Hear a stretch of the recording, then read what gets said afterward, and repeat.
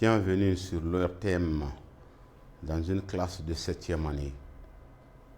Chers élèves, ce matin j'ai en charge de vous présenter une leçon d'histoire intitulée l'Égypte antique. On est sur la 3e leçon, la vie religieuse, artistique et culturelle. Mais avant cette leçon, vous avez vu la brillante civilisation égyptienne, où dans les questions d'enquête, on vous avait demandé de définir, n'est-ce pas, une religion polythéiste. Si j'ose espérer que vous avez trouvé qu'une religion polythéiste n'est autre qu'une religion qui croit en l'existence de plusieurs dieux.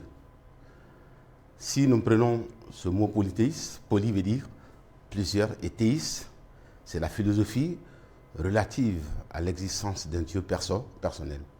Donc polythéiste, poly plus théiste donne l'existence de plusieurs dieux. Donc justement, c'est cette leçon aujourd'hui qui est l'objet de ce que nous allons détailler ensemble. Mais avant ça, à la fin de cette leçon, vous devrez être capable de citer les divinités adorées par les Égyptiens anciens, de décrire les cérémonies religieuses, d'expliquer les rites funéraires, d'écrire l'architecture, l'art de l'Égypte antique. Cela dit, nous allons à la partie introduction. Et là, la civilisation égyptienne est l'une des plus brillantes civilisations au monde, aussi bien sur le plan artistique, culturel et matériel. Cette brillante civilisation très ancienne remonte au néolithique. Est essentiellement une civilisation noire. Le néolithique, je vous ai dit la fois passée que c'est la période où l'homme était fixé, n'est-ce pas, sur le travail à travers, n'est-ce pas, des techniques, sur l'élevage et l'agriculture. Donc la sédentarisation avait commencé. Donc cette civilisation brillante qui remonte au néolithique est essentiellement noire. Bien, prenons-en la religion. La religion égyptienne est polythéiste parce qu'ils croyaient en l'existence de plusieurs dieux. Elle s'adresse généralement à d'innombrables divinités représentées sous forme humaine, Osiris et Iris. Les 3 photos que vous voyez sont des représentations des divinités, souvent animales. Vous voyez que, n'est-ce pas, la première divinité là ressemble plutôt, n'est-ce pas, à un oiseau. Et la deuxième représentation ressemble à une personne, tandis que l'autre là, ça ressemble à la tête d'un lion. Donc, d'innombrables divinités représentées sous forme humaine, Osiris, Iris, animale ou monstrueuse, mi-animale, mi-humaine. Les dieux. Chaque ville, au fait, chaque village avait son dieu. Et chaque dieu avait son temple. Et chaque temple avait ses prêtres. Ces prêtres-là, c'était les grands chefs religieux. Ils étaient les grands chefs religieux. Et les principaux dieux de l'Égypte antique étaient Amon-Rê, créateur et dieu soleil, Horus, fils d'Osiris, dieu protecteur de la dynastie royale. C'est aussi le dieu soleil. Isis, déesse de la magie, protectrice de la famille, femme d'Osiris, dieu du Nil, mais aussi dieu des morts. Et vous avez Geb, dieu de la terre, et Chou, dieu de l'air. C'était les principaux dieux que l'on pouvait retrouver dans l'Égypte antique. Quant au temple, c'était des maisons de Dieu.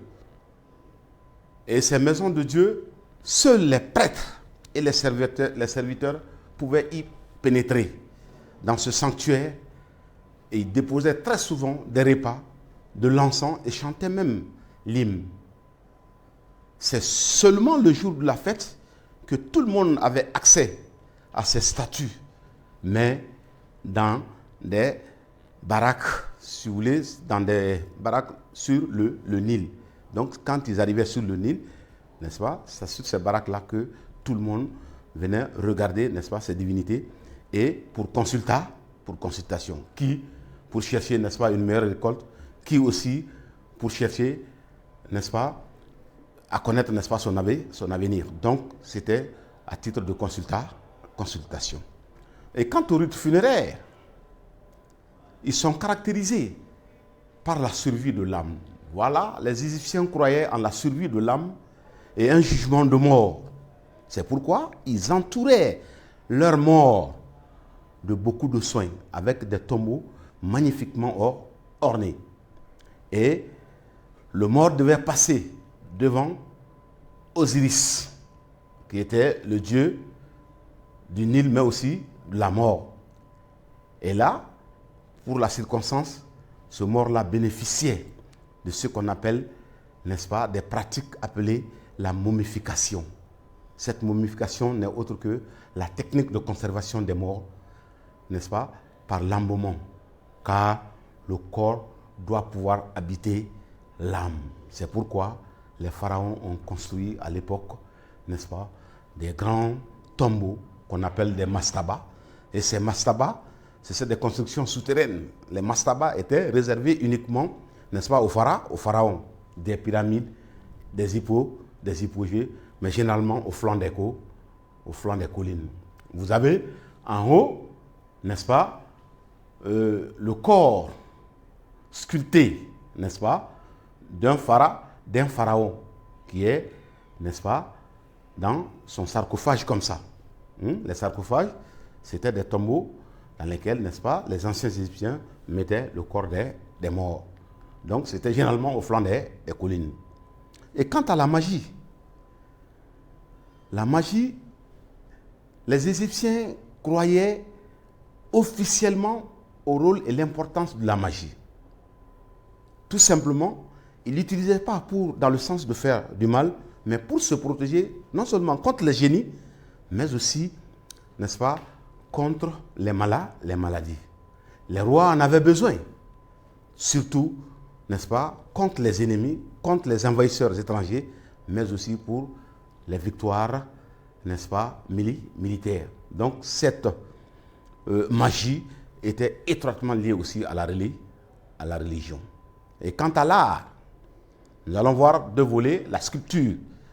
Les Égyptiens ont fabriqué des milliers de statues en bois, en cuivre, en bronze ou en terre, destinées la plupart du temps aux ornements, dans les temples, n'est-ce pas, dans les tombeaux et dans les palais. Et quant à la peinture, vous allez voir en bas qu'il y a le corps d'un pharaon qui est représenté en peinture. Et vous voyez couché, n'est-ce pas, la sculpture taillée dans le bois pour montrer la tête d'un pharaon. Et quand ce qui est en bas, c'est la peinture aussi d'un pharaon représenté, peint, n'est-ce pas, par les artistes. Donc, cette peinture, les Égyptiens aimaient surtout les couleurs vives, les couleurs brillantes, à travers des scènes de chasse, à travers des danses religieuses, surtout dans les temples et dans les palais. Et l'architecture, n'est-ce pas, elle est caractérisée, troisième volet, par des représentations religieuses. Elle rendait hommage aux dieux et honore les morts. C'est la raison pour laquelle les artistes élevaient des pyramides et des temples. Donc, vous voyez encore l'exemple. La tête d'un pharaon sur, n'est-ce pas, une pyramide. Vous voyez des pyramides également ici qui sont en degrés. Donc, sous forme de spirale qui monte. Donc, voici, n'est-ce pas, les vestiges dans lesquels les anciens Égyptiens, n'est-ce pas, envoyaient leurs morts, mettaient le corps de leurs morts. Donc les pharaons, n'est-ce pas, se taillaient surtout la part de lion dans les grands mastabas et on leur réservait, n'est-ce pas, des tombes magnifiques. Et quant à l'évaluation, en 1, cite 5 dieux de l'Égypte antique, définit la momification. Je l'ai dit, pour ceux qui ont suivi très bien, la momification, je l'ai déjà annoncé là-dedans. Et en question d'enquête, à côté de cette brillante civilisation dans la vallée du Nil, qui est la civilisation égyptienne, quelle autre civilisation a survécu à côté de cette brillante civilisation antique de l'Égypte ancienne? Merci, à la prochaine leçon.